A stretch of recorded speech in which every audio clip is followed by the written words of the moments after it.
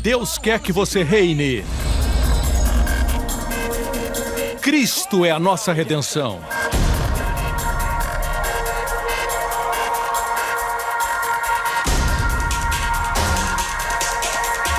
Deus é justo e faz o pecador justo.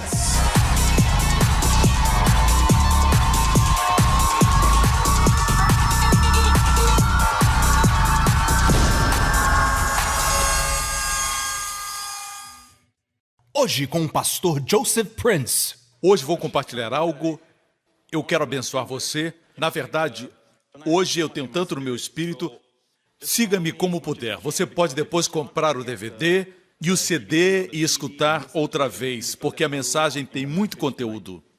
Eu quero compartilhar com você o que aconteceu com Moisés quando ele estava no monte 40 dias e 40 noites. Se você receber essa revelação, eu só preguei sobre isso uma vez, muitos anos atrás, e naquela época eu não tinha a revelação tão completa como o que eu vou pregar hoje. Mas eu já preguei sobre esse assunto antes. Se você entender e você realmente compreender o que aconteceu durante os 40 dias em que Moisés esteve no monte, alguns dizem ele subiu para receber os 10 mandamentos, as tábuas da lei. Se fosse somente isso, ele não teria ficado lá 40 dias e 40 noites. Correto? Deixe-me dizer isso. João 1,17 diz que a lei foi dada por Moisés, mas a graça e a verdade vieram por nosso Senhor Jesus. Vocês já me ouviram pregar muitas mensagens sobre isso, porque esse versículo é o meu versículo favorito, porque demonstra a diferença entre a lei e a graça. Veja, a lei foi dada, graça e verdade vieram, não foram dadas, certo? Você pode dar um presente, pode enviar um pacote com presente para Natal para um amigo que está na América, certo? Mas quando você vai pessoalmente, é mais caloroso. É alguma coisa que Deus fez quando Ele veio como homem. Porque Deus veio em carne humana para estar conosco. Ele não nasceu num palácio, ele nasceu numa manjedoura. Amém? A lei foi dada por Moisés, mas graça e verdade vieram por Jesus Cristo. A verdade está do lado dele. Isso não quer dizer que a lei não seja verdadeira, mas não é a verdade que liberta. A graça e a verdade estão unidas. Assim, Moisés era um servo. O livro de Hebreus nos diz isso. Jesus Cristo é o Filho do Deus vivo. E a lei, o servo podia dizer onde estavam as exigências de Deus sobre o homem. Mas só o Filho pode desvendar a natureza do coração de Deus. O servo pode dizer o que Deus quer, o que Deus exige, mas não pode revelar o coração de Deus. Mas o Filho pode. Foi isso que ele fez. Hoje não estamos sob a lei, mas sob a graça. Posso ter um amém? Agora, tanto em Moisés e em Jesus Cristo existem contrastes. Já me ouviram sobre isso, mas existem também comparações.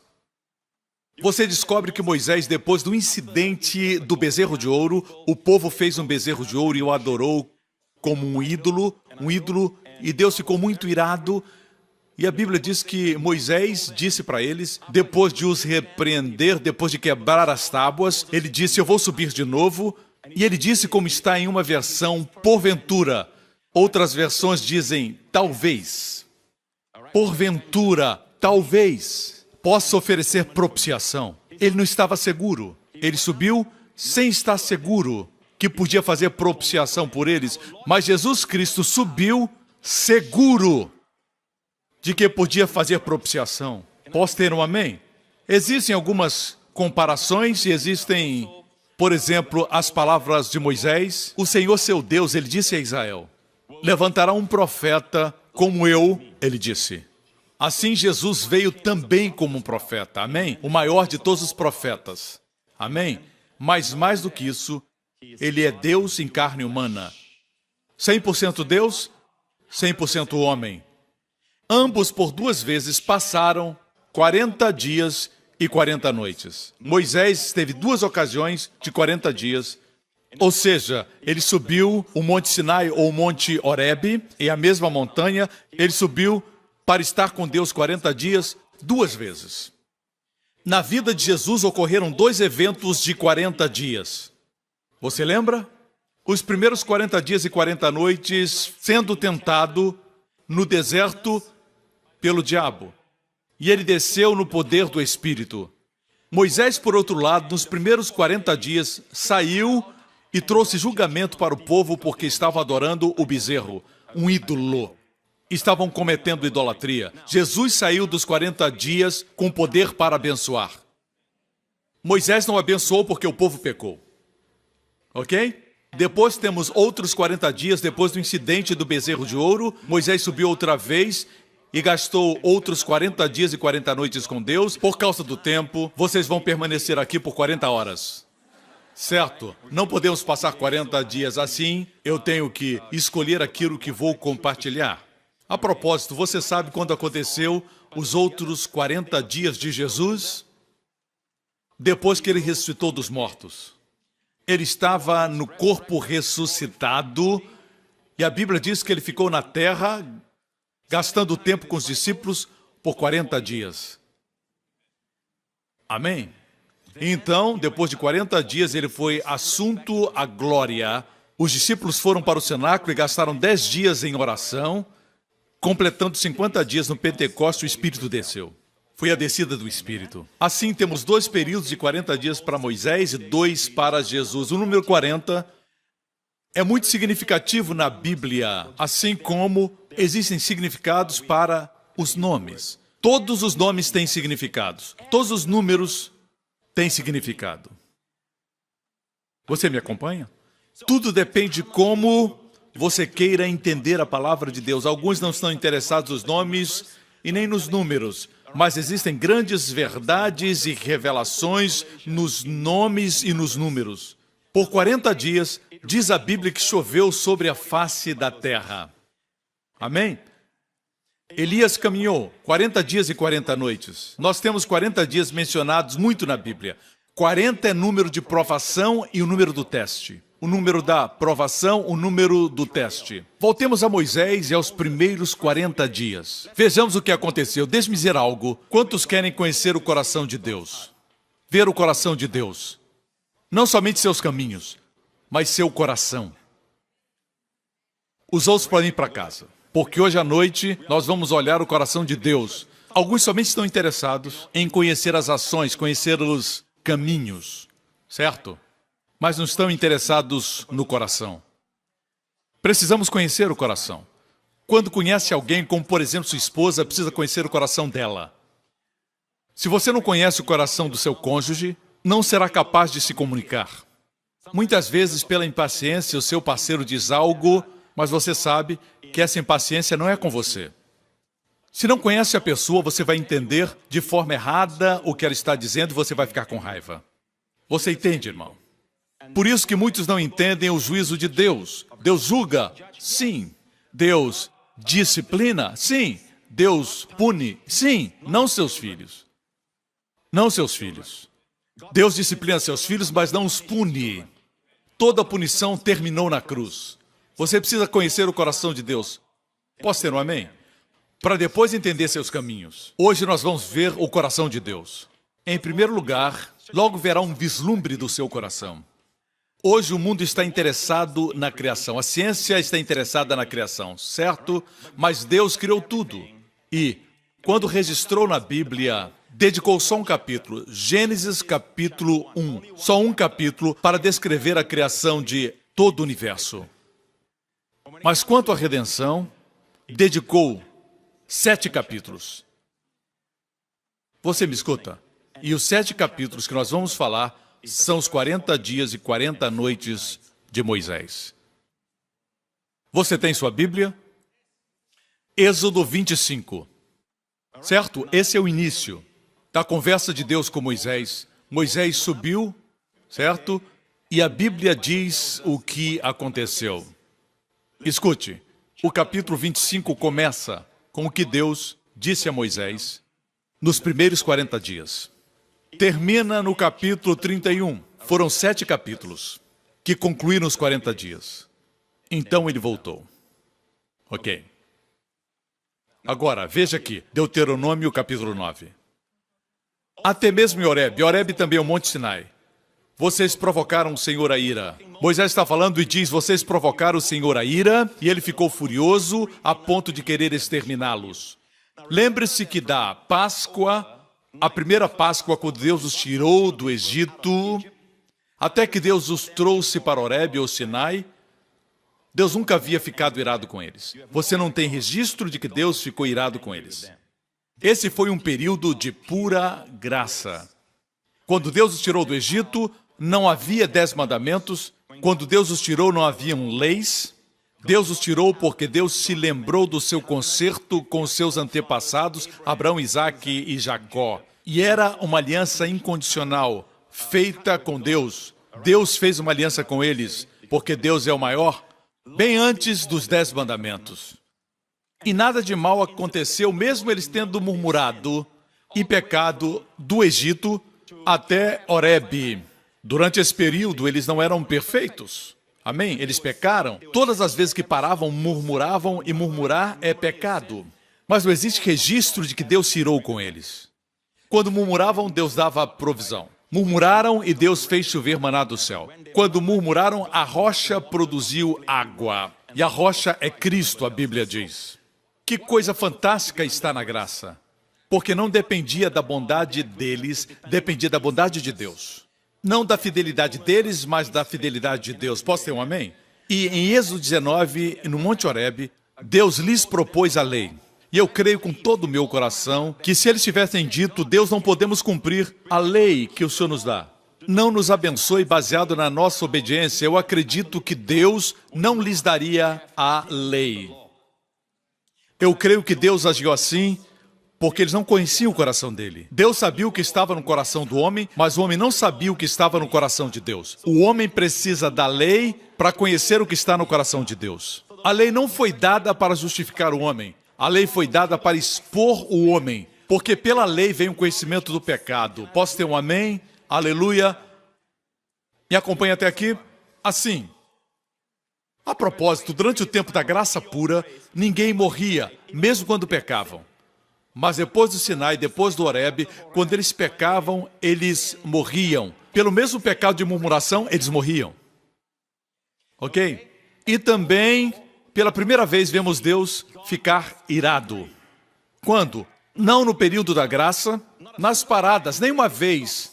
No Mar Vermelho, em Mara, nas águas amargas e a rocha que produziu água. Eles murmuraram por causa da comida e Deus fez cair maná do céu. Nesses momentos não temos registro de Deus se irar. Mas aqui, pela primeira vez, Deus se ira, porque a lei despertou a ira. Romanos 4 diz que a lei opera a ira de Deus. Você quer a lei ou a graça? Alguns dizem que se estamos na graça não seremos santos, viveremos em licenciosidade. Mas se eles continuassem na graça, eles enxergariam a bondade de Deus e a sua fidelidade e seriam transformados. Mas você sabe o que eu acho? O homem não quer a graça pura. Até hoje eles não querem a graça. Parece que eles pensam que, cumprindo a lei, se tornam mais santos do que os que estão na graça. Você me escuta? Como pode a sombra competir com a substância? Se minha esposa viaja e eu não estou com ela, como eu posso encontrar satisfação, certo? Beijando uma foto. A foto não vai resolver. Você me acompanha? Alguns preferem a sombra que a substância. Mas deixa isso para lá. Consiga minha mensagem sobre a graça e a lei. Vamos continuar falando dos 40 dias. Você está pronto? Assim, durante os 40 dias e 40 noites, que vão de Êxodo 25 a Êxodo 31, 7 capítulos, vejamos o que Deus pensa durante esse período de 40 dias e 40 noites. Em Êxodo 20, os 10 mandamentos foram dados. Em Êxodo 19, Deus propôs a lei e o povo disse, porque se acharam os tais, disseram em hebraico, Kol asher diber Adonai na'asher. Isso quer dizer, o que Deus disser, nós podemos cumprir. podemos cumprir. Nascer é enfático. A voz nesse texto é ativa. Podemos cumprir. No momento que disseram isso, Deus disse: Moisés, agora me apresentarei numa nuvem espessa. Em hebraico, nuvem escura. No caminho do Mar Vermelho, Deus se apresentava numa coluna de nuvem que não era escura. Pela primeira vez era uma nuvem escura e Deus diz: não se aproximem e morrerão. Hoje Deus diz: se aproximem e viverão. Porque em Hebreus 10 diz que é um novo e vivo caminho. Se você está sofrendo ou está ferido emocionalmente, se aproxime de Deus, como fizemos o louvor. Quando você se aproxima de Deus, existe um novo e vivo caminho. É um novo e vivo caminho, não um caminho de morte. No Antigo Testamento, sob a lei, quanto mais se aproximava de Deus, estava sujeito à morte porque Deus é santo e você não. Mas na graça, se ficar distante, existe morte, mas quando se aproxima, existe vida. É um novo e vivo caminho. Vamos lá, irmãos. Deus disse: se se aproximarem, morrerão. Em Êxodo 20, porque eles se orgulharam na própria força, Deus disse: tudo bem. Vocês não querem ser abençoados baseados na minha bondade? Então aqui agora eu dou para vocês os 10 mandamentos da lei. Amém? Qual foi o resultado de eles terem dito que Deus falar, nós cumpriremos? Nem sabiam qual eram os 10 mandamentos, porque foi dado no capítulo 20. Eles assinaram o contrato sem ler os termos do contrato. Não se faz isso, irmão. E ainda mais, eles prometeram obediência, mas como resultado fizeram um bezerro de ouro. A mesma coisa acontece com os crentes que hoje se orgulham na lei e quando pecam dizem: talvez ninguém viu. Mas continuam pecando. Porque a lei foi dada para agitar a carne. Pela lei vem o conhecimento do pecado. Você me acompanha? Assim a Bíblia nos diz que quando Moisés e seu irmão Arão e os filhos de Arão subiram a montanha após oferecer oferta queimada e oferta pacífica. Sem oferta não tinham o direito de se aproximar de Deus. Sem o derramamento de sangue eles morreriam. Quantos sabem que hoje podemos nos aproximar de Deus? Não nos aproximamos pelo sangue de touros e carneiros, nos aproximamos pelo sangue do eterno Filho de Deus. E se o sangue de touros provia perdão temporal, o sangue de Jesus, o Filho de Deus, provê perdão eterno. Amém? E alguns agem como se o sangue de Jesus fosse como o sangue de touros e carneiros. Não dão valor para o sangue de Jesus. Não. A Bíblia diz que nós temos o melhor sacrifício. O sangue de Jesus satisfez plenamente o coração de Deus. Deus ficou satisfeito. E Deus pode fazer um pecador que crê no sangue totalmente justo. Seu próprio filho. Faz o pecador se tornar filho de Deus. O sangue de Jesus satisfez plenamente a santidade de Deus e cumpriu os requerimentos da sua divina justiça. Hoje você e eu precisamos entender que não estamos mais sob a lei, mas sob a graça. Se está na lei, você se sente distante, mas na graça, você é um filho. Existe intimidade com o Pai. Amém? Após Arão e seus filhos oferecerem sacrifícios e ofertas pacíficas, eles subiram a montanha. A Bíblia diz que se sentaram e comeram com Deus. Amém? E a Bíblia diz que Deus chamou Moisés para o topo da montanha. Vamos ler agora um texto da Bíblia. Siga-me, Deuteronômio 9. Muitos ficam felizes porque projetam os textos. Você pensou que eu não ia projetar hoje? Até mesmo em Horebe, vocês provocaram o Senhor a ira e ele ficou furioso a ponto de querer exterminá-los. Aqui é Moisés falando. Quando subiu o monte para receber as tábuas de pedra, Moisés está relembrando. Estamos em Deuteronômio, ele está relembrando o que aconteceu. Ele diz, quando subiu o monte para receber as tábuas de pedra, as tábuas da aliança que o Senhor tinha feito com vocês, fiquei no monte 40 dias e 40 noites.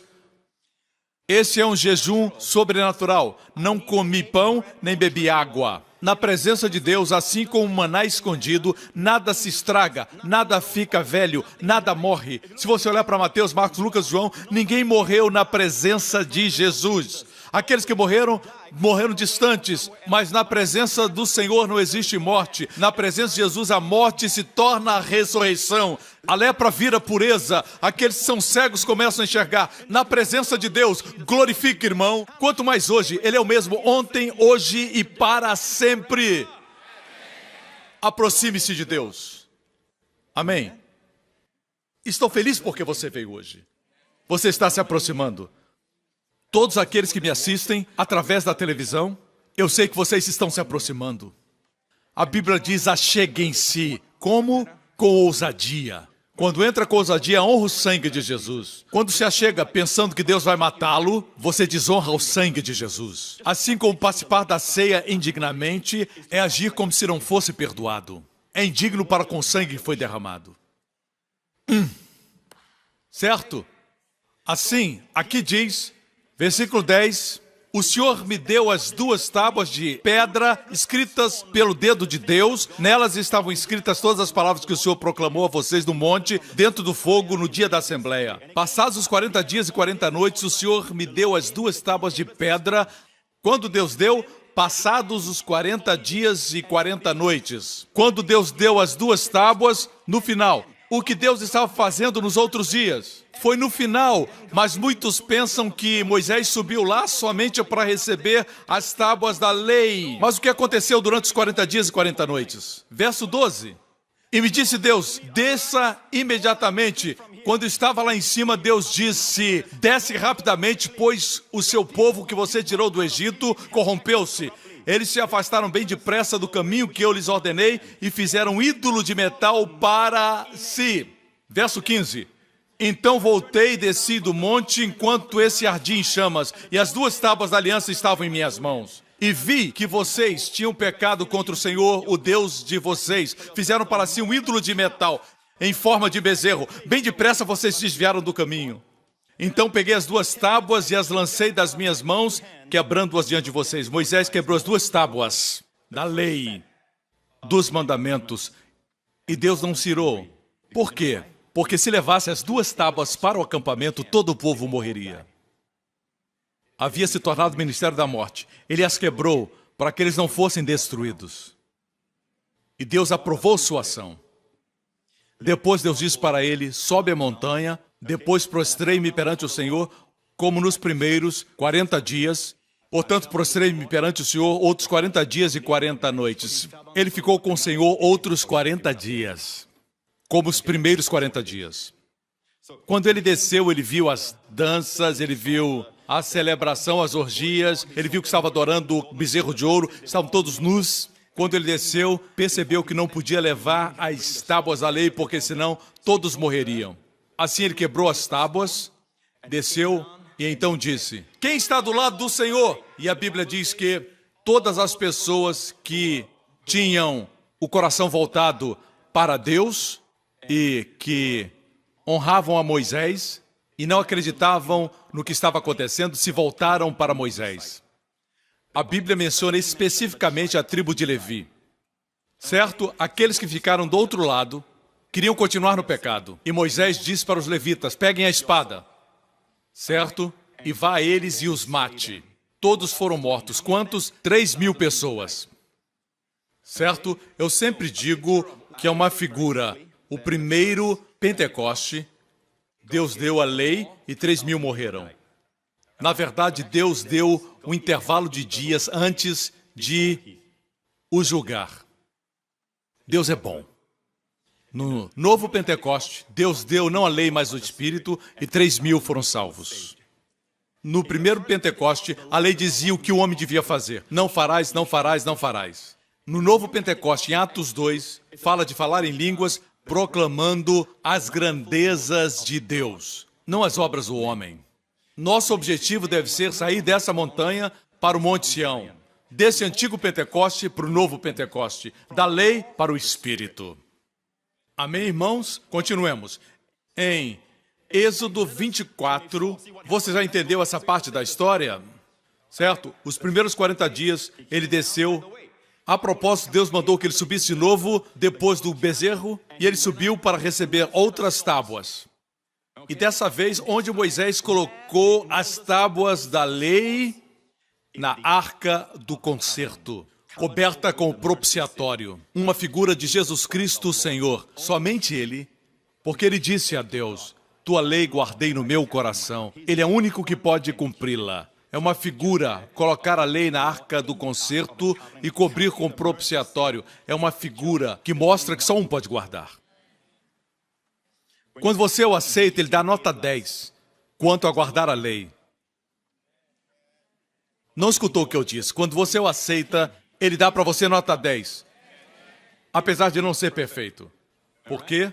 Aos seus olhos você está em Cristo. Assim, em Êxodo 24, vamos ler agora o que aconteceu, certo? Vamos ver os primeiros 40 dias. O que aconteceu foi que Deus desceu do Monte Sinai. Aos olhos dos israelitas, a glória do Senhor parecia um fogo consumidor no topo do monte. Moisés entrou na nuvem e foi subindo o monte e permaneceu no monte 40 dias e 40 noites. Esses são os primeiros 40 dias. Ele subiu e o que Deus falou com ele? Disse o Senhor a Moisés. Deus deu as tábuas imediatamente. Vejam bem, estamos voltando aos primeiros 40 dias. Moisés subiu o monte. Estou falando o que Deus falou com Moisés. O que Deus tinha dentro do seu coração? Seu coração estava cheio do seu filho. O Senhor Jesus. Tudo é Jesus. Veja aqui. E disse o Senhor a Moisés: diga aos israelitas que me tragam uma oferta. Estamos lendo Êxodo 25, versículo 2. Receba de todo aquele cujo coração o compelir a dar. Pastores e líderes, ouçam isso, não recebam ofertas daqueles que não querem dar. A Bíblia diz claramente, de todo aquele cujo coração o compelir a dar. Cujo coração o compelir a dar. Deus não quer ofertas forçadas de alguém que dá sem querer. Por constrangimento, guarde o seu dinheiro. Estas são as ofertas que deverá receber deles, ouro, prata e bronze. Como poderiam escravos cativos no Egito, ao pé do Monte Sinai? Como é que podiam ter ouro, prata e bronze? Aprendemos que na noite da Páscoa, coisas boas acontecem quando você participa da ceia. Na noite da Páscoa, houve transferência de riquezas. Hoje se fala que a cada 7 anos existe crise financeira. Escute o que eu vou dizer. Para os egípcios, foram mais notícias. Para o povo de Deus, grandes notícias. 3 milhões de milionários saíram.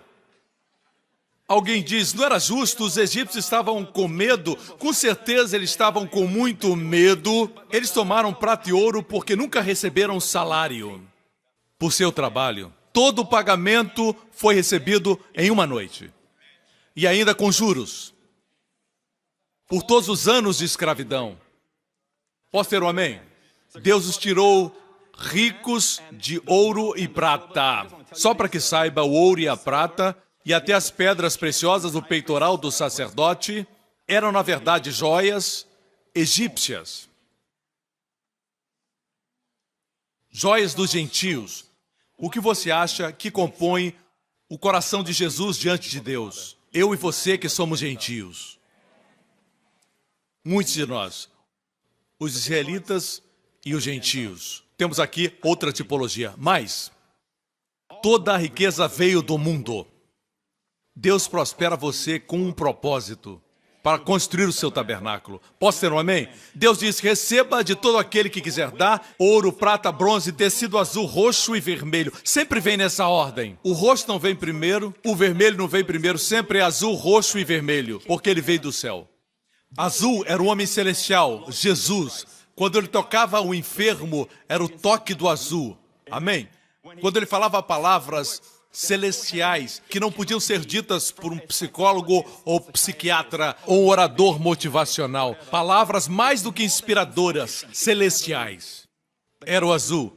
Depois temos o roxo, que é a cor dos reis terrenos, imperadores. Os reis aqui na terra vestem o roxo. Ele é o rei dos reis e o senhor dos senhores. Tudo fala do seu filho. Durante esses 40 dias, o coração de Deus estava cheio do seu filho, figuras, tipos e sombras. Tudo foi dito em figuras, tipos e sombras. A Bíblia diz que é glória de Deus encobrir algo e a nossa glória como reis de procurar saber. Está feliz de estar aqui? Azul, roxo e vermelho. Vermelho é a cor do sofrimento, sangue. Mas também a cor do rei dos judeus. Os reis judeus não vestiam roxo como os gentios. Eles se diferenciavam dos imperadores gentios usando a cor vermelha.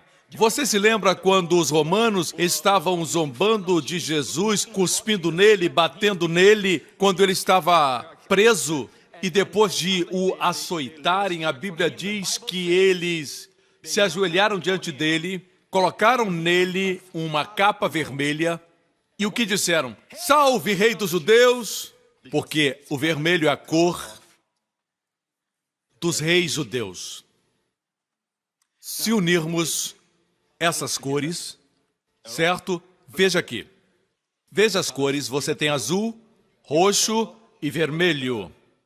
Sem o roxo, as cores ficam muito intensas, o azul e o vermelho, causa um choque nos olhos, é como quando você coloca um ao lado do outro, fica muito forte aos olhos. Mas, quando coloca o roxo no meio, como se faz o roxo? Você pega o vermelho e pega o azul, mistura e tem o roxo.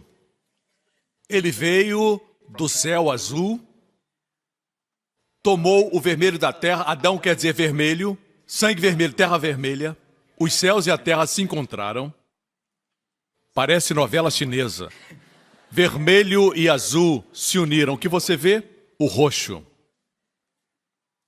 Voltemos à oferta. Linho fino, pelos de cabra, fio lino, fala do homem perfeito. Pelos de cabra. Os profetas de Israel vestiam uma roupa de pelos de cabra. Ou pelo de cabra ou pele de camelo. Roupa resistente. Peles de carneiro, tingidas de vermelho.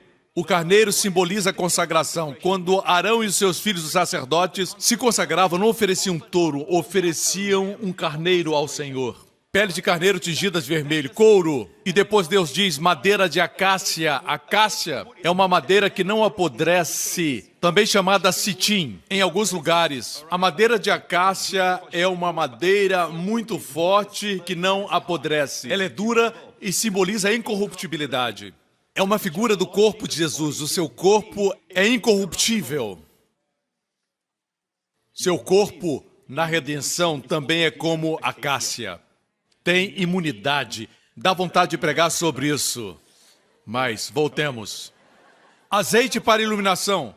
O óleo da unção representa o Espírito Santo. Produz iluminação. Hoje a luz está acesa. Espero que não esteja muito forte. Tudo é por causa do Espírito Santo. E especiarias para o óleo da unção e para o incenso aromático que simboliza o louvor e adoração. Pedras de ônix e outras pedras preciosas para serem cravadas no colete sacerdotal. Antes das vestes sacerdotais serem feitas, Deus disse, toma uma oferta do povo para serem cravadas as vestes sacerdotais no peitoral do sumo sacerdote. E farão um santuário para mim e eu habitarei no meio deles. Irmãos, Deus quer uma casa, santuário, onde Ele possa habitar conosco. Deus não está procurando uma casa para ficar. Ele já tem o céu. E o céu dos céus, diz a Bíblia. O que Ele quer? Ele quer habitar entre nós. Ele quer estar com você. É incrível, quando o povo de Deus sofreu o calor dos fornos do Egito, Deus chamou um libertador, Moisés, e a primeira coisa que Deus mostrou a Moisés foi uma sarça ardente, porque seu povo estava no fogo. Deus falou a Moisés de uma sarça ardente. Deus dizia, o meu povo Israel está no fogo, mas jamais será destruído. Através da história, todos os que perseguiram os judeus foram destruídos, mas o povo de Israel permanece. Amém? Certo? O desejo de Deus é ficar conosco. Quando o povo de Deus foi tomar Jericó, eles sabiam que tinham que lutar. Depois de 40 anos no deserto, eles tinham que lutar. A nova geração tinha que lutar. O povo já havia lutado no início da jornada, mas agora eles tinham que lutar. Uma nova geração. Como o Senhor apareceu a eles? Como um capitão com a espada. apareceu a Josué. Deus sempre aparece na forma como seu povo está, porque Ele ama habitar entre eles. E finalmente Deus apareceu como o quê? Como homem. Ele realmente veio habitar entre nós. Este, irmãos, era Jesus. Apesar da divindade de Jesus, ele era limitado por estar aqui na terra. Mas ele diz, quando subir, enviarei o Espírito Santo, meu Espírito. E meu Espírito é ilimitado. Ele pode estar em todos os lugares, em qualquer lugar. Amém? Por isso ele habita conosco de forma íntima. Amém? Uau, ainda estamos nesse capítulo, precisamos continuar.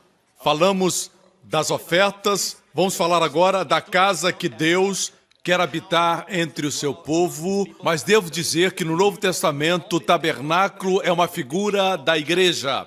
Efésios 12, 22, no qual também vós juntamente sois edificados para a morada de Deus em espírito. Acomode-se enquanto vamos assistir como era o tabernáculo, a habitação de Deus.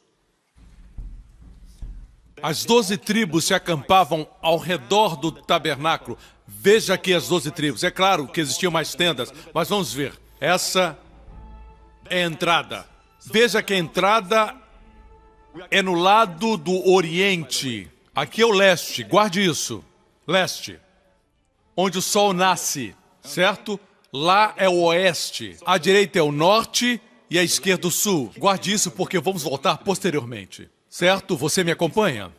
A primeira coisa que Deus diz em Êxodo 25, de todos os móveis do tabernáculo, sabe qual é o primeiro? Quer saber? Se ensina muito sobre o altar de bronze, a oferta queimada. É verdade que nossa vida espiritual começa na cruz. E a oferta queimada é um tipo da cruz. Os 4 cantos simbolizam os 4 cantos da cruz. O que diz que a salvação não é somente para os judeus, mas para os 4 cantos da terra. Para todo homem, jovem, velho, rico ou pobre, certo?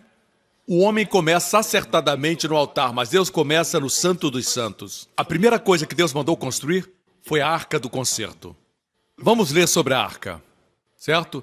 Deus disse, faça uma arca de madeira de acácia com 1,10 m de comprimento, 60 centímetros de largura e 70 centímetros de altura. Revista de ouro puro. A propósito, no livro de Êxodo, quando fala do ouro puro, sempre se refere à divindade.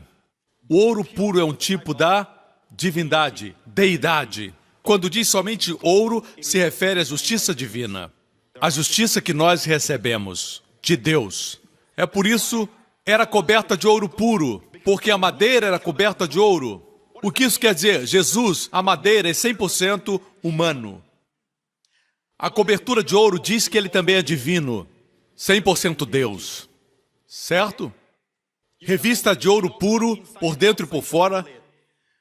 Veja essa animação. A arca está coberta de ouro puro, você não pode ver a madeira mais. Aqui está uma figura de Jesus, a pessoa de Jesus. É essa caixa retangular coberta de ouro. A tampa com os 2 querubins era feita de uma peça única de ouro. É chamado propiciatório. E o propiciatório não era feito de madeira, era de ouro batido. Era feito com martelo. Irmãos, olhem para mim. Vocês viram os 2 querubins? Pode tirar? Olhe para mim. Os 2 querubins são parte da tampa, a cobertura. Sobre ela o sangue era aspergido. É uma figura do trono de Deus hoje. Os 2 querubins, em hebraico é queruvim, mas nós estamos mais acostumados à palavra querubim. Alguns pensam que esses querubins são 2 anjinhos bonitinhos. Certo? Alô, Cupido, vê se deixa em paz. Alguns pensam que são cupidos, mas são fortes. Não são anjos, mas são seres viventes. E a primeira vez que são mencionados são quando Adão e Eva pecaram no jardim. E a Bíblia diz que Deus pôs querubins no oriente do jardim do Éden como espada inflamada que andava ao redor. A primeira menção dos querubins nos mostra quem eles são. São guardiões da santidade de Deus. Ou seja, eles não se posicionam para mostrar misericórdia, nem para demonstrar graça, mas para o juízo. Se violassem a santidade de Deus. Me escutam? Aqui nós vemos mais uma vez os dois querubins que estão olhando para baixo, para o propiciatório. Uma vez por ano, no Antigo Testamento, o sumo sacerdote entrava no Santo dos Santos e aspergia sangue no propiciatório. Vamos avançar, versículo 20. Os querubins devem ter suas asas estendidas para cima, cobrindo com elas a tampa, ficarão de frente um para o outro, com o rosto voltado para a tampa. O que acontecia é que uma vez por ano o sumo sacerdote trazia o sangue dos touros e aspergia sobre o propiciatório. Os guardiões da santidade de Deus viam sangue. O que significa? O quê? A justiça foi cumprida. Assim como na noite da Páscoa tinha sangue nos portais. Quando tem sangue, o juízo foi feito. A família dentro da casa nunca seria julgada. Se Deus julgasse a família dentro da casa, com os portais marcados de sangue, Deus seria injusto, porque sangue quer dizer que houve uma morte. Foi a morte de um cordeiro, uma figura de Cristo. E quando Jesus derrama o seu sangue por nós, não podemos ser julgados. Ou então Deus seria injusto em nos julgar hoje. Muitos crentes estão confundidos. Eles não sabem que desonram o sacrifício de Cristo quando querem ser santos através da lei. Certo? Me acompanha? Veja, o sumo sacerdote entrava no Santo dos Santos e aspergia o sangue uma vez. Quantas vezes o sangue de Jesus foi derramado? Uma vez. Mas algo acontecia em frente da Arca do Concerto. Ele aspergia 7 vezes. Por que em frente? Por que na frente? Deus quer que saiba que 7 é número da perfeição. Você tem uma posição perfeita diante do trono de Deus. Aperfeiçoado pelo sangue. Você não pode ser fulminado. Mesmo na presença de Deus, quando você tem pensamentos negativos, fique na sua presença. O sangue está lá. E Deus vai ouvir sua oração. Entremos confiadamente diante do trono da graça, para obter misericórdia e encontrar graça em tempo de necessidade. Amém, irmãos? Glória a Deus. A Bíblia diz que os querubins ficarão de frente um para o outro, e quando vem o sangue, quer dizer, você pode se aproximar, as bênçãos de Deus vêm sobre você, eles nunca podem julgar você, porque apesar de serem guardiões da santidade de Deus, eles estão satisfeitos porque o sangue de Jesus está lá. Você está me acompanhando? Tudo isso é tipológico. Aqui temos tipos. Alguém pode dizer como Deus pode estar lá se é uma arca comum? Lembre-se que Deus está falando através de figuras, tipos e sombras, porque Deus está ocultando daqueles que não apreciam essas verdades. Deus não lança suas pérolas para os porcos. Eu estou sendo bastante claro. Amém? Isso é para os filhos. A Bíblia diz em Provérbios capítulo 2 que ele reserva a verdadeira sabedoria para os retos, para os justos.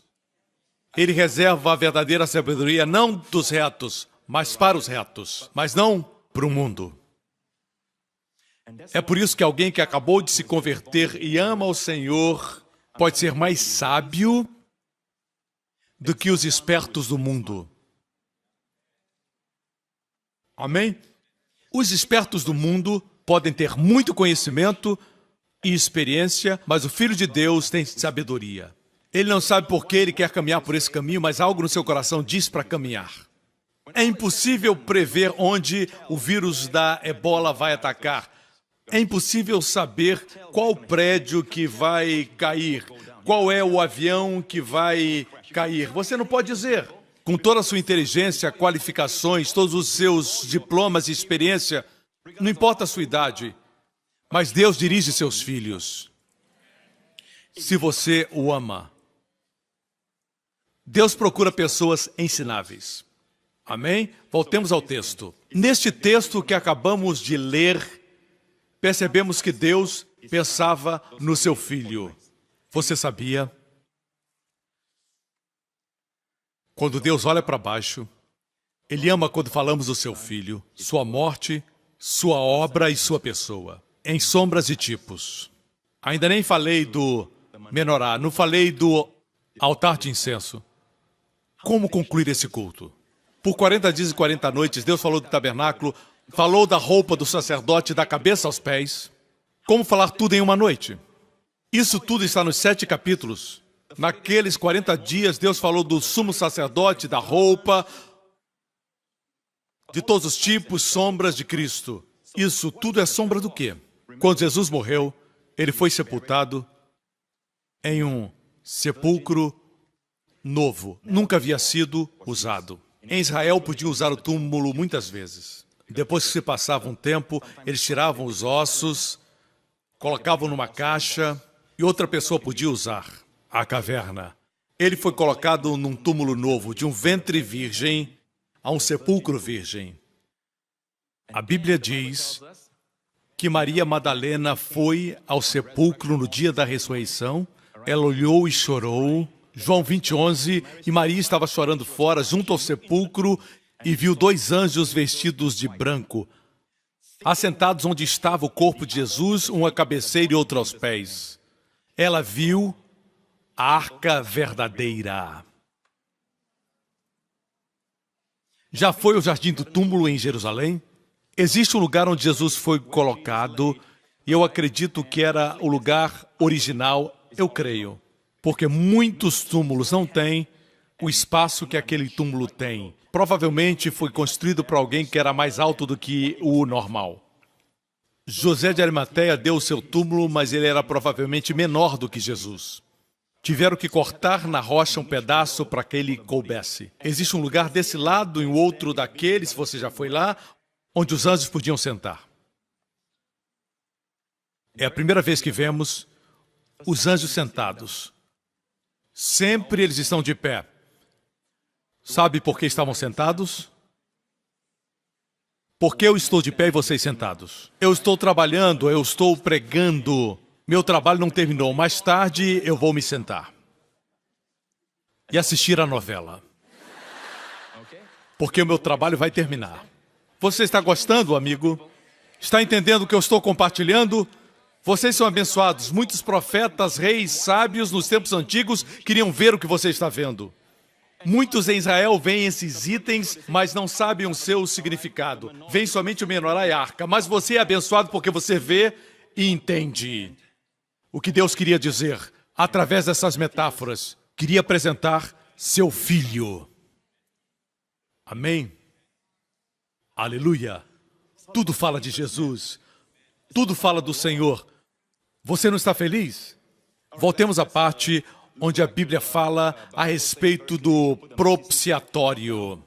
E ali virei a ti e falarei contigo do propiciatório, do meio dos 2 querubins. Amigos, Deus gosta de falar da misericórdia. Deus não fala mais do trono do juízo, ele fala do propiciatório. Quer ouvir Deus falar? Vá para onde se fala da graça. Deus agora está falando a partir do propiciatório, porque o sangue foi derramado. Eu vou agora seguir a ordem do que ele falou nos 40 dias. Depois de falar da arca, Deus falou da mesa dos pães. Veja a mesa dos pães da proposição. 12 pedaços de pão. A Bíblia diz, farás uma coroa de ouro ao redor da mesa dos pães. Ok, obrigado. A mesa dos pães, Deus disse, porás uma coroa, 12 pães, no lugar santo. No Santo dos Santos só tinha um móvel, a Arca do Concerto. Mas no lugar santo havia 3 móveis. Nós temos o altar, a oeste, ao norte tinha a mesa dos pães. Do outro lado, a menorá, o candelabro. Agora estamos aqui, você se encontra no leste, assim ficava no norte, a mesa dos pães da proposição. 12 pães, preparados todo sábado. 12 pães para as 12 tribos de Israel. Por que pão? Para alimentar a Deus. Deus encontra satisfação, Deus encontra sua realização, como dizer, sua comida no seu povo. Quando você vem a Deus, você o alimenta. Assim como a mulher do poço Depois que ela foi, Jesus disse, tem uma comida para comer. Que comida era essa que ele comeu? Ele abençoou uma mulher pecadora. Ele ama abençoar. Esse é seu alimento. Pare um minuto. Não estou falando de religião. É mais do que religião. É um vislumbre do coração de Deus. Essa é sua comida. Quando você vem a Ele, não diz, você de novo? Nunca! Nunca ele diz isso. Tem gente que diz que quando você fica confessando o seu pecado, você acaba perdendo a sua salvação. Como você pode dizer isso?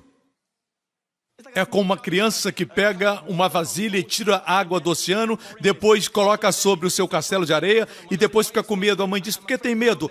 Mãe, a água do oceano pode acabar.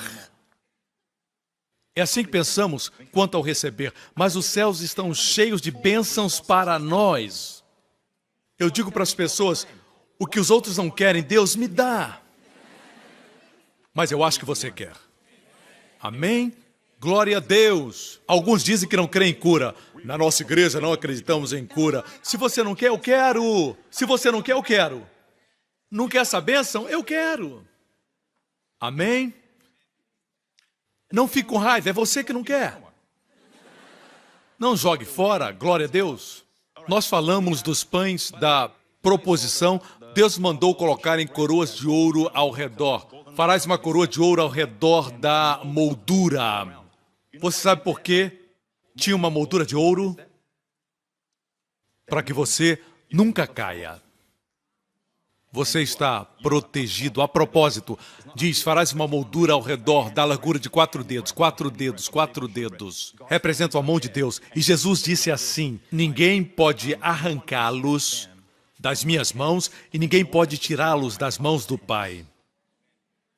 Sua salvação é eterna.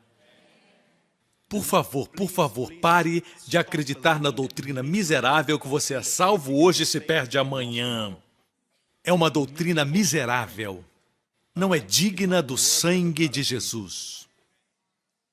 O tempo está passando. Vamos prosseguir. Depois da arca do concerto, da mesa dos pães, o que Deus nos mostra? A menorá. O candelabro. Vamos ver como era o candelabro. Era feito de ouro puro, de ouro batido. Era uma peça de ouro sólido. Não era em pedaços, era ouro batido. E apontavam para o centro. Você pode ver? 3 hastes apontando para o centro e outras 3 hastes apontando para o centro. Você pode ver? A propósito, tudo que estou mostrando é na medida correta, de acordo com os versículos. Certo? De um talento de ouro puro os farás. Um talento. Talento é uma medida de peso. E era batido até fazer a forma. O que simboliza o candelabro? Simboliza Jesus. Ele foi batido para que a igreja surgisse. No livro do Apocalipse, a Bíblia diz que João viu Jesus, nosso Senhor, no meio dos 7 castiçais, a menorá. E a Bíblia diz que os 7 castiçais são as 7 igrejas. Como a igreja foi formada? Do seu lado, do ouro. Procedemos. Vocês são os ramos, eu sou a videira. A Bíblia diz que quando fizesse as lâmpadas, 3 hastes desse lado e as 3 do outro tinham que apontar para o centro, que é nosso Senhor Jesus Cristo. Em hebraico diz em direção da paneia. Paneia é face. Em direção à sua face. Amém? Sempre que recebermos louvor, recebermos crédito, recebermos benefícios, temos que entender que é Ele. É Ele. Quando dizem que somos bons, não somos nós que somos bons. Pegue a luz que lhe dão e coloque na face daquele que merece toda a glória. Todo louvor lhe é devido. Amém? Assim será um bom ministro. Pastores e líderes, lembrem-se que tudo na igreja de vocês, tudo no ministério, é por causa de Jesus e para a sua glória. É uma boa prática, depois de você pregar um sermão e as pessoas baterem na sua costa, vá para um lugar, se ajoelhe e diga: Jesus, toda a glória lhe pertence. Amém? Glória a Deus.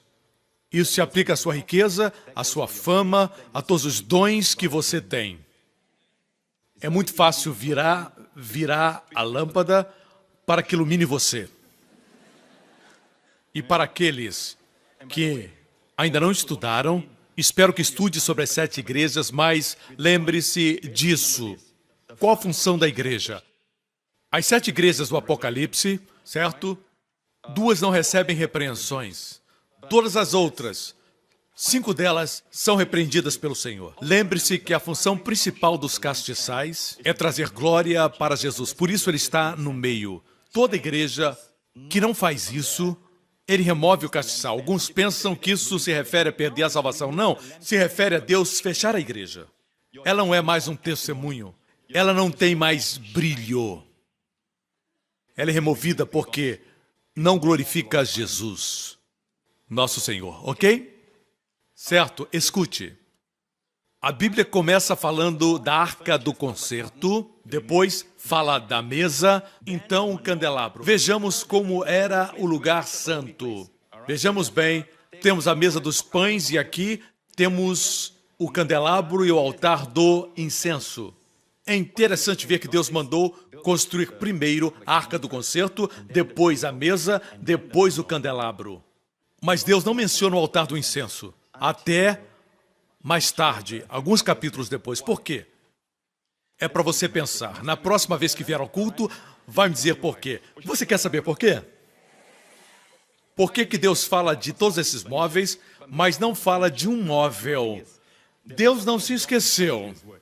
Antes Deus fala das cortinas, fala de outras coisas, depois fala das vestes do sacerdote, mas não fala da mesa do incenso. Alguns capítulos depois ele fala da consagração, das vestimentas sacerdotais e a consagração do sumo sacerdote. E finalmente, no capítulo 30, o penúltimo capítulo dos 7 que falam dos 40 dias, ele fala do altar de incenso. Por que não mencionou? Porque está pronto? Porque sem o sumo sacerdote não existe intercessão. Você me escuta? O que acontece é que Jesus está agora nos céus fazendo intercessão como aroma suave perante Deus em nosso lugar. Quando nos aproximamos de Deus, ele leva o incenso diante de Deus. Ele é o altar do incenso que continuamente faz intercessão. Medite nisso e me diga no próximo culto. Vamos concluir com algo que compartilhei com os meus líderes. Eu falei com os meus líderes este ano em Israel. Estávamos no Vale de Sidrom, olhamos para onde estava o templo, onde o templo de Salomão estava. Vamos examinar o altar de bronze, o altar do sacrifício. Vejamos, agora estamos no leste, ok? Estamos entrando pelo leste, indo na direção do norte. O altar das ofertas queimadas, o altar de bronze. No hebraico diz cobre. Cobre é o metal que tem a maior resistência ao calor. Cobre. O cobre resiste ao fogo, como Jesus, a oferta queimada. Na cruz, ele suportou toda a ira do Deus justo e santo. A vingança contra a impiedade e o pecado que cometemos, que Jesus veio levar no seu corpo. Mas porque ele é o Filho de Deus, ele também é divino, ele também é incorruptível. Não existia pecado nele. Ele absorveu todos os nossos pecados, ele levou os nossos pecados e absorveu todo o fogo de Deus na sua pessoa e queimou todos os nossos pecados. Foi julgado por eles, mas ele permaneceu. Elias clamou por fogo do céu e o fogo do juízo consumiu o sacrifício e também as 12 pedras.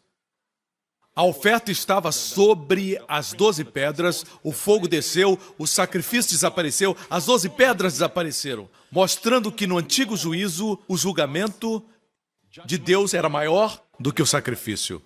Mas agora, Jesus veio como verdadeiro sacrifício e ele é maior do que o sacrifício. Ele absorveu no seu corpo todo o juízo, todos os nossos pecados e punições da nossa vida inteira estavam sobre Cristo até que ele clamou: está consumado. Vocês viram o vídeo? Foi assim que eu vi. E ele permaneceu. E finalmente ele disse: Pai! Ele o chamou de novo Pai, porque o juízo tinha sido concluído. A partir de aí, tudo foi a seu favor. Ele foi colocado num túmulo que não havia sido usado. E no terceiro dia, Deus o levantou dos mortos, porque o que ele fez foi aceito. Amém? Aleluia! Eu sinto a unção. Amém? Eu quero compartilhar com você algo que, quando estava no Vale de Sidrom, nessa última viagem a Israel, eu mostrei para os pastores o monte do templo e eu compartilhei com eles alguma coisa que eu nunca compartilhei antes, e fala de Davi. Ele era segundo o coração de Deus e ele sabia como tocar ao Senhor. A Bíblia mostra que Davi era um homem que não era perfeito, mas sabia se relacionar com Deus. E Davi diz isso no Salmo 26. Eu lavo as minhas mãos na inocência. Sabemos que só o sangue podia lavar.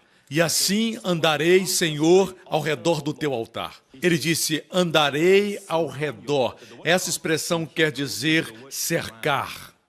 Vejamos outra vez o altar de bronze, no átrio. O altar de bronze está do lado de fora, certo? Deixe-me dizer isso. Para nós, tudo começa na cruz. Deus começou lá de dentro, do Santo dos Santos, com a Arca do Concerto. Certo? É correto começar pela cruz. Essa é a forma como os homens fazem. Amém? O altar de bronze tinha fogo, mas não podia ser consumido porque era feito de cobre. E o cobre que tinham naquela época era muito rígido. E o homem moderno não consegue criar esse tipo de rigidez no cobre. Certo? Mostra que Jesus, como altar de bronze, absorve todo o nosso julgamento. Não existe mais juízo para você. Não há condenação para aqueles que estão em Cristo. Davi disse: andarei ao redor do altar. Rodear o altar é não olhar para o norte, para o leste, ou para o oeste, ou para o sul. Certo? Tire os olhos da tela e olhe para mim. Aqui. Digamos que esse é o altar de bronze. Se você se aproximar do leste, você se aproxima da parte oriental. O que Davi está dizendo é isso. Ele disse: andarei ao redor do altar. Essa foi uma revelação que Davi recebeu a respeito do altar do sacrifício. Ele recebeu uma revelação que eu quero compartilhar. Todos os lados têm um significado que vão fazer a sua vida bem-sucedida. Vai fazer de você um vencedor. Não tenho tempo, queria todo o sermão para falar sobre isso, mas minha pregação de hoje tem muitas pregações dentro. É isso que dizem meus amigos pregadores que eu conheço. Dizem que quando escutam meus sermões, eles ouvem muitos sermões dentro desse. Nesse caso, é exatamente assim. Você se aproxima do leste. Aqui ao norte, o fogo está queimando e o doce aroma sobe ao Senhor enquanto existe um cordeiro aqui. Vou mostrar o norte, leste, sul e oeste. Quais são as verdades? Rapidamente. No norte é onde o animal do sacrifício é executado. É sempre executado nesse lado. Você lembra do vídeo que apresentamos quando o homem levava o sacrifício para o lado direito? Esse é o lugar onde o sacrifício era morto. Levítico capítulo 1 diz assim: e o degolará ao lado do altar que está para o norte. Ok? Era degolado no norte. Vocês me acompanham, irmãos? Em outras palavras, nossa vida cristã começa sempre com a morte de Cristo. É crer na sua morte. Muitos hoje dizem que devemos seguir a Jesus como um grande psicólogo, seguir Jesus como um grande mentor, como um grande médico, como um grande exemplo de liderança e outras coisas. Mas a verdade é esta. Os que creem assim estão comendo o sacrifício cru. O sangue não é derramado. Não existe oferta queimada. Não creem na cruz. É uma doutrina perigosa. Nós somos salvos pela morte de Jesus. A propósito, do norte é de onde vem o mal. Quando analisamos a topografia de Israel, o inimigo sempre vem do lado do norte. O vento do norte é destrutivo, um vento perigoso. Tem um versículo que diz que o mal vem do norte. Que maravilha! Deus põe a morte do seu filho exatamente no lugar de onde vem o mal, onde a cruz do Calvário pode detê-lo. Amém?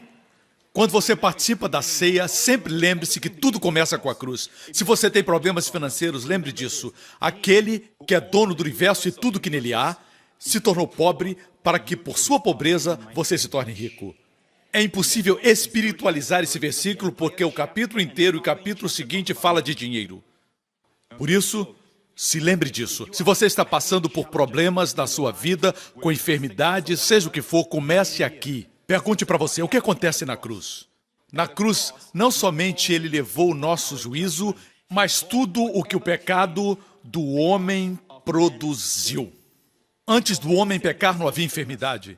Foi o pecado que trouxe a enfermidade. Vocês me escutam, irmãos? A Bíblia diz, verdadeiramente, ele tomou sobre si as nossas enfermidades e levou as nossas dores. Por suas pisaduras, fomos curados. Seja qual for o seu problema, pense nisso. Mas você diz, pastor, eu não tenho amigos, pastor. Veja o que o salmista diz Jesus na cruz. Jesus falou e Davi profetizou que Jesus falou com o Pai na cruz. Desviaste para longe de mim, amigos e companheiros. Na cruz ele estava sozinho. Para que você tenha amigos, para que você tenha um companheiro.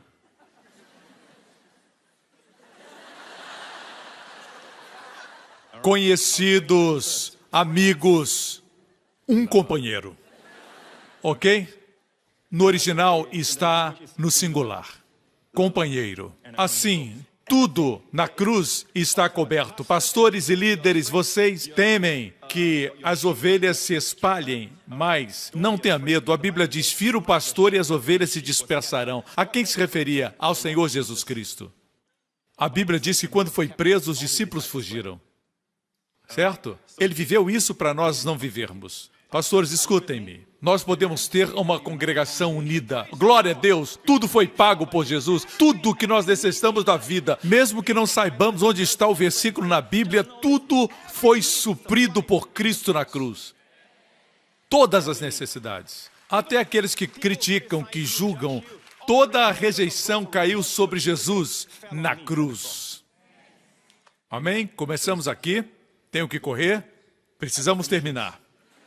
Ou então o relógio vai dar uma volta. Então, chegamos ao lado oriental. Qual a verdade no lado oriental?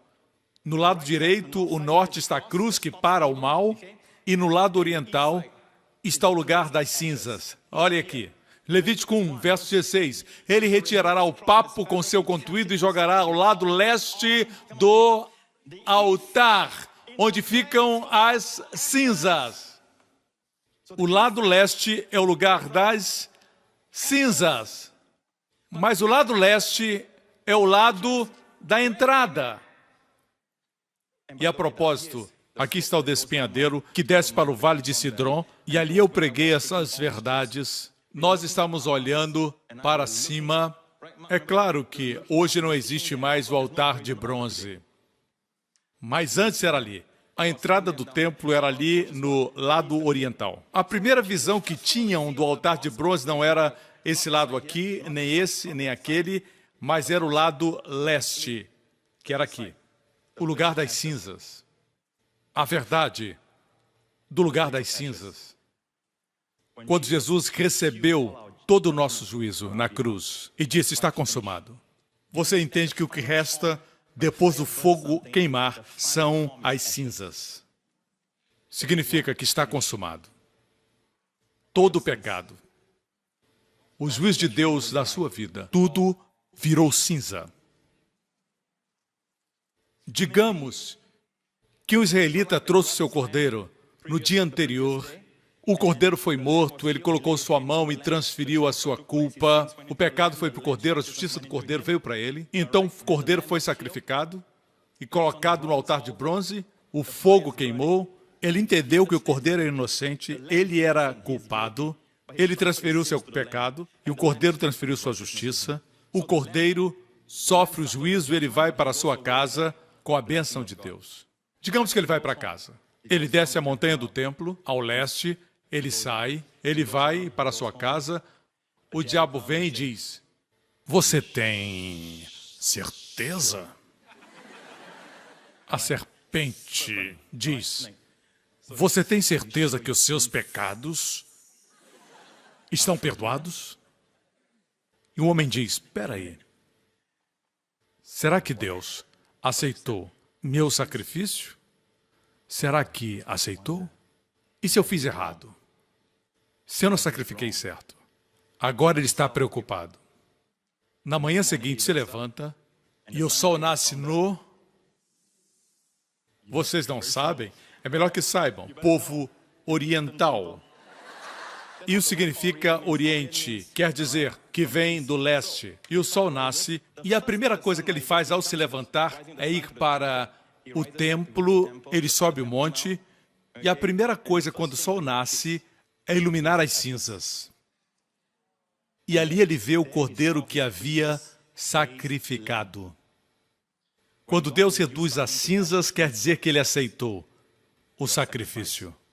Existe um verso lindo na Bíblia, no Salmo 20.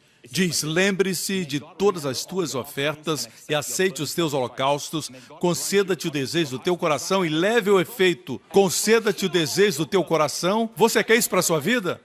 Veja a verdade. Lembre-se de todas as tuas ofertas e aceite. Aceite em hebraico quer dizer reduzir as cinzas.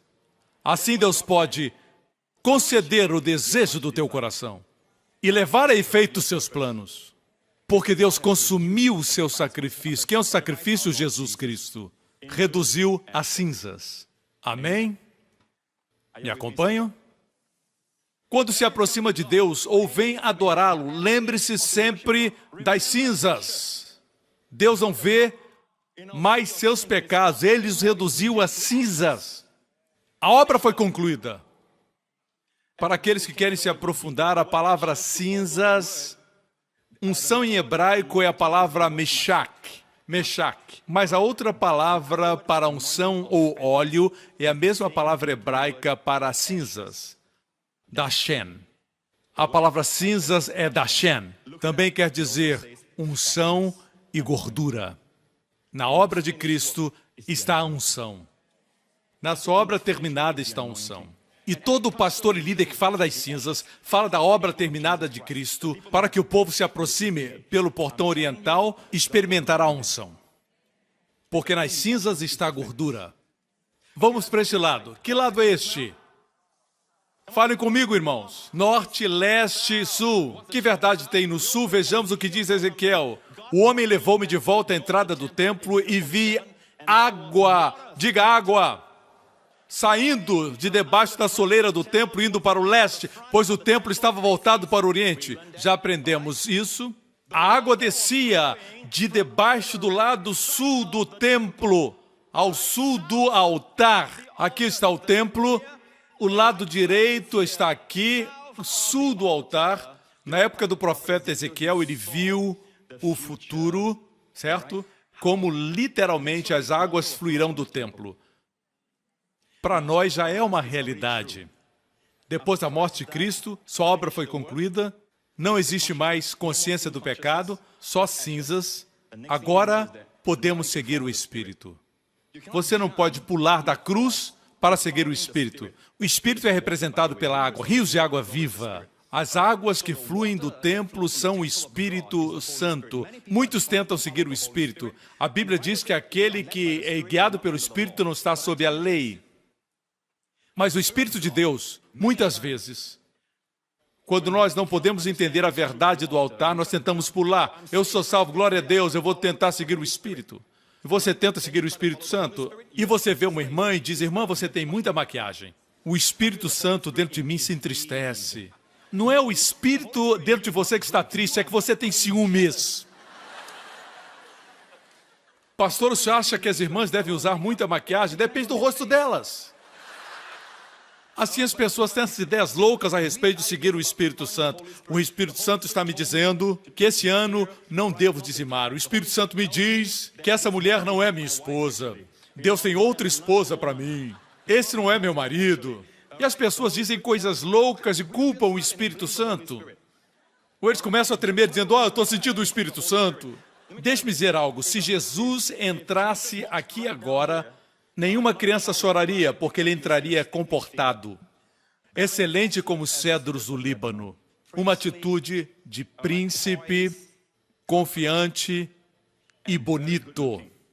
Porque nele não existe natureza caída.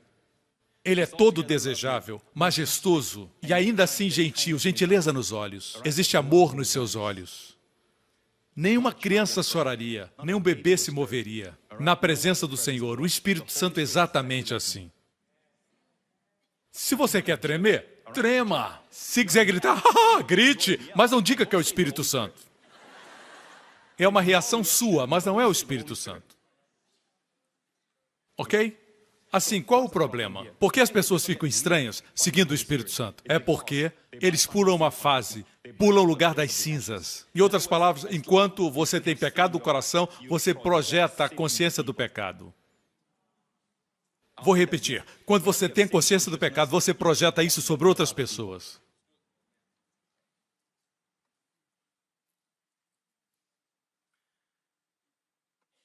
Todos estão calados nessa igreja presbiteriana. Por isso é importante ensinar a graça.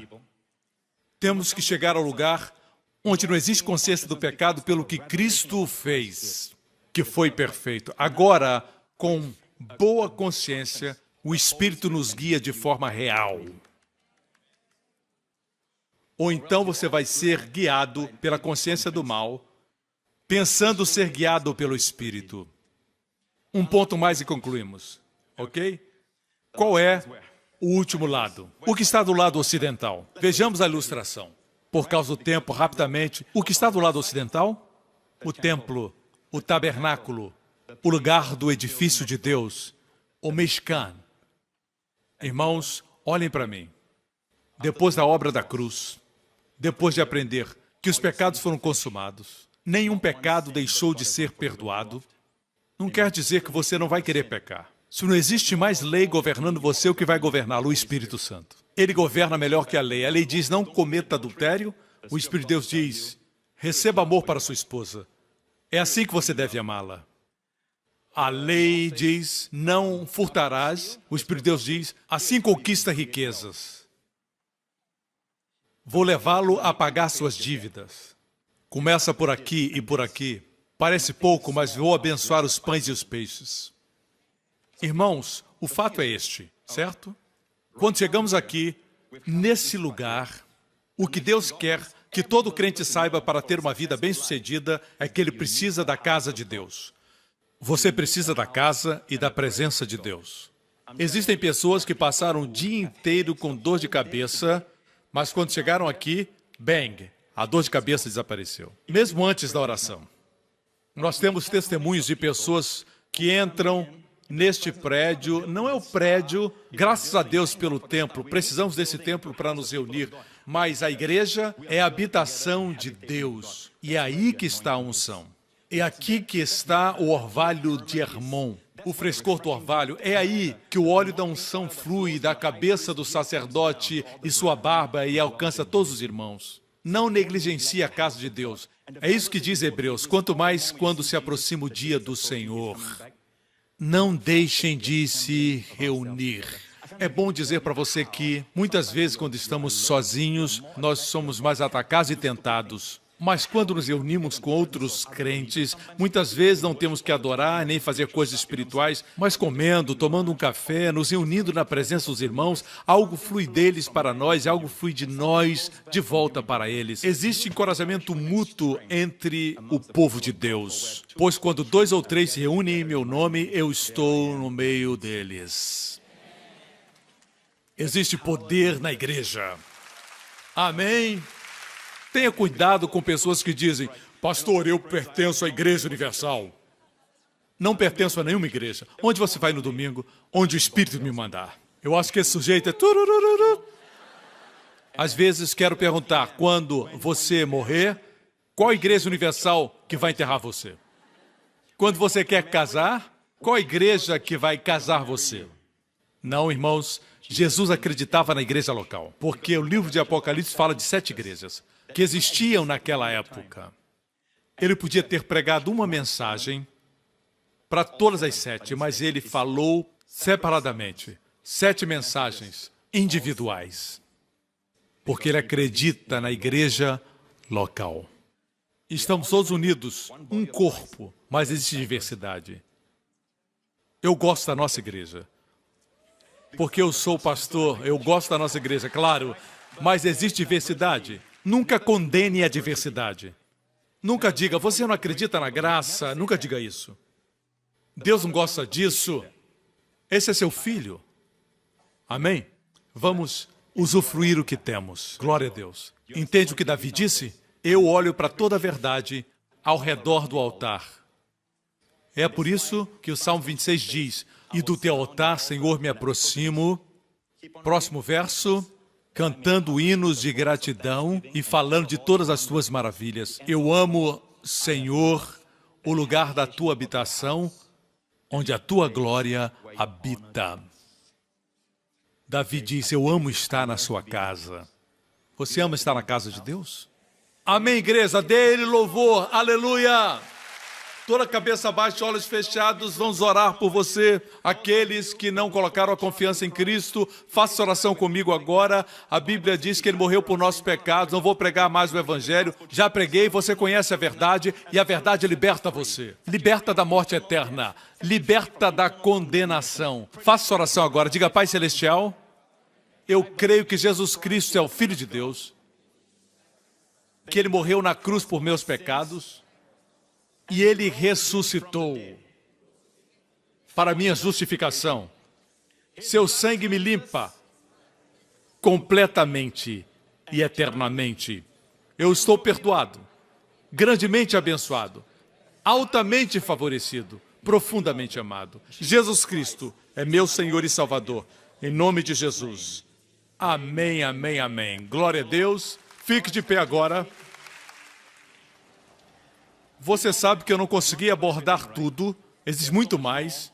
Você pode ler em Êxodo, capítulo 25 a Êxodo 31. No final, Moisés desceu com as 2 tábuas. E lá no fim, no último versículo do capítulo 31, que Deus deu a Moisés as 2 tábuas. E ainda tem gente que diz que a lei é central ao coração de Deus. Não, seu filho é que é central. Você quer viver de hoje em diante para o Filho de Deus, para honrar seu nome. Se você tem hábitos da vida que não glorificam a Deus, você quer deixar isso por Ele? Se não pode fazer por você, faça por Ele para trazer honra e glória ao seu nome. Porque Deus nos amou. Ele sempre será nosso primeiro amor. Amém? Pode abandonar aquele relacionamento, porque sem Jesus está fadado ao fracasso. Não possui o amor de Deus. Irmãos, vivamos para a sua glória. Eu sei que requer graça, abundante graça, para viver uma vida que glorifica seu nome. Levante suas mãos nesse lugar. Aleluia! O Senhor abençoe.